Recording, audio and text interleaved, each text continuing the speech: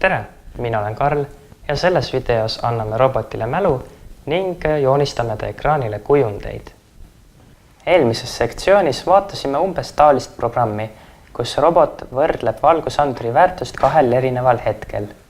Üks enne sõitmist ja teine peale sõitmist, et mis värvi see põrand siis tema all on. Ning seejärel saab neid võrrelda. Aga mis siin tegelikult toimub, on see, et robot mäletab, mis oli valgusanduri väärtus. Ta peab mäletama, mis see enne oli, et ta nüüd saaks hiljem seda võrrelda.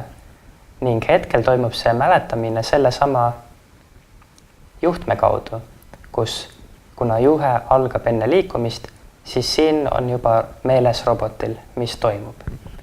Aga see ei ole ainus viis, kuidas saab mäletada.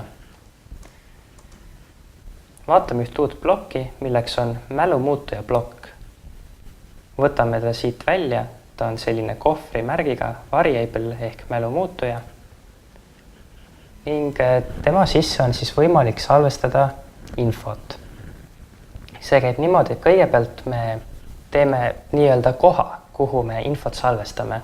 Kui me siia peale klikime valge kasti peale, tekib nupp add variable ehk lisamuutuja. Me tekitame siis uue muutuja, millele me anname mingisuguse nime, näiteks valgus. Ja mida me nüüd tegime, on see, et me tegime koha, kuhu sisse saab salvestada infot. Ma võin teha ka uusi kohti, näiteks võin siia panna nimeks kaugus. Ja ma saan niimoodi teha mitmeid erinevaid kohti, kuhu ma saan infot salvestada. Ja hiljem saab muidugi neid, kui saab salvestada, saame me ka lugeda. Võtame selle sama ploki ja vasak klikime siia peale. Siin on võimalus ka read. Siin on mitmeid erinevaid muutujate tüüpe. Saame teha numbreid, saame loogikat salvestada ja me saame ka teksti salvestada, mida me ka hetkel vaatame. Siin allpool olevaid massiive vaatame mõni teine kord, kuna need on päris keerulised. Teeme siis väga lihtsa programmi, kus selle asemel, et otse juhtmega minna, võtame siit värvianduri valguse väärtuse ning salvestame selle mälumuutujasse ning hiljem näitame seda siis juba mälumuutuja seest ekraanil.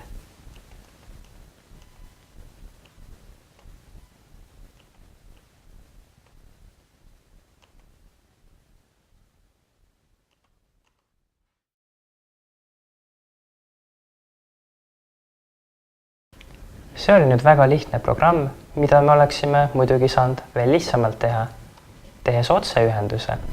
Aga vaatame nüüd olukorda, kus niisama otseühendusega enam ei saa. Näiteks oletame, et me tahame teha 10 valguse mõõtmist ning siis välja arvutada keskmise.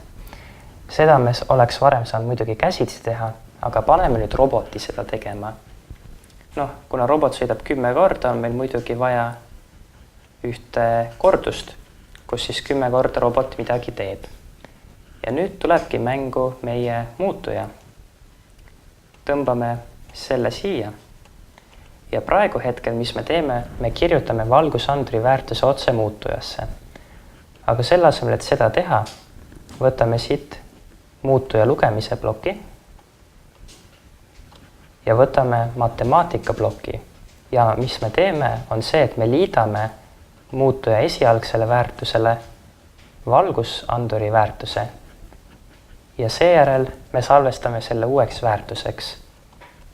Ja muidugi robot sõidab ka veidi edasi. Ja mis nüüd praegu siis juhtub, on see, et alguses on muutuja väärtus 0. Siis robot mõõdab valgusanduri väärtuse, liidab kokku 0 pluss, ütleme 70 on 70, sõidab edasi. Nüüd ta mõõdab valgusanduri väärtuseks näiteks 55. Liidab kokku 70, 55, 125, sõidab jälle edasi. Ja niimoodi 10 korda. Ja nüüd lõpus, kui see kõik on läbi, me saame jälle lugeda meie muutuja väärtuse. Ja nüüd me teeme matemaatika tehte, kus me jagame ta 10-ga. Ja saamegi niimoodi lihtsasti keskmise väärtuse.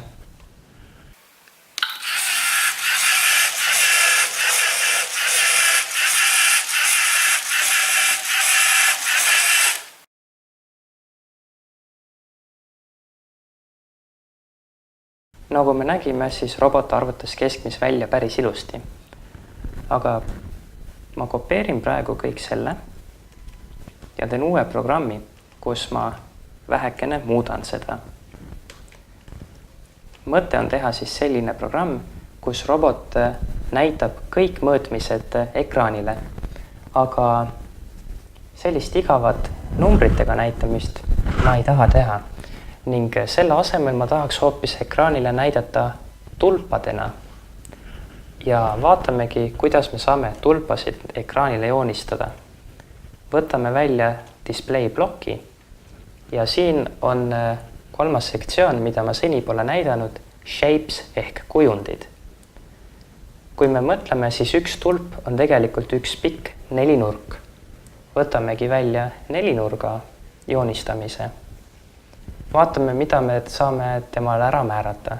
Me saame ära määrata, kas ta on sees täidetud või mitte, ehk siis kas ta on lihtsalt sees tühi või siis on üleni seda värvi, mis ta on. Me saame ära määrata tema alguse koordinaadid, X ja Y, ja me saame ära määrata ka tema laiuse ja kõrguse. Mõtleme siis, et kuidas meie programm saaks joonistada üksteise alla 10 tulpa iga väärtusega. Mõtleme kõigepealt tulba joonistamise peale. Tõmban ploki veidi laiemaks, et oleks mugavam töötada. Tulba joonistamiseks siis oleks meil vaja ära määrata ristküliku laius niimoodi, et ta sõltuks värvianduri väärtusest. Seda me saame päris lihtsasti teha. Võtame selle sama juhtme siit ja ühendame tema laiusega. Ja kõrguseks ma panen midagi väiksemat, näiteks 10.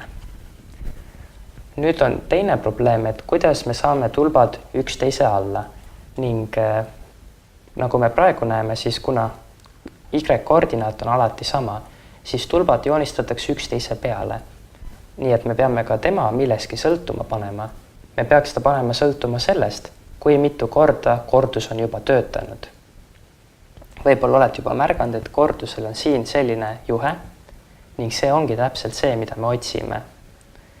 Kui me tema paneksime siia, me saaksimegi selle panna otse ühendusse, et alguses tuleb siit välja 0 ja kui kordus on ühe korra juba kordunud, tuleb siit välja 1 ja nii edasi. Aga oleme pannud kõrguseks 10, nii et peame tegema ka ühe matemaatika tehte. Korrutame siit välja tuleva arvu, korrutame ta 10 ja selle paneme siis siia sisse. Viimase asjana muidugi ekraani me puhastada ei taha, sest see kustutaks ära kõik varasemad andmed. Aga et me enam siin ekraani ei puhasta, siis on meil probleemiks see, et roboti ekraanil on programmi liikumise joonistus peal ning see tuleb meil ära puhastada. Selleks me saame võtta jälle ühe display ploki ning me joonistame selle peale suure nelinurga, mis on laiusega 178 ja kõrgusega 128. See on, kui kõrge ja lai on roboti ekraan ning värviks me valime valge ning täidame ka ära. Ja niimoodi ta joonistab valge nelinurga kõikjale peale, ehk siis efektiks ongi, et puhastatud ekraan saab.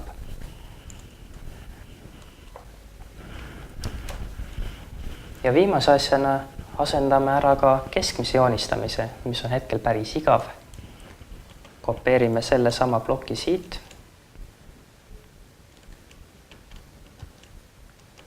Kopeerime ta siia, paneme siingi laiuse sõltuma väärtusest ning Y-koordinaadiks võime panna, kuna teame, et mitu korda see on kordunud, 100. Aga et oleks eristatav, et ta on keskmine, mitte lihtsalt üks mõõtmistest, siis panen talle lausa 110 ning jääb ilusti väike vahe sisse, et näeme ära, mis seal toimub.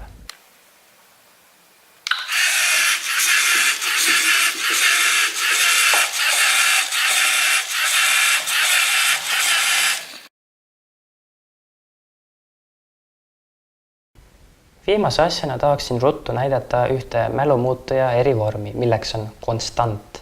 See on siin see teise kohvri ikooniga plokk. Teen uue programmi ja näitan ruttu, mis ta siis on ja milleks sa võiksid seda tahta kasutada.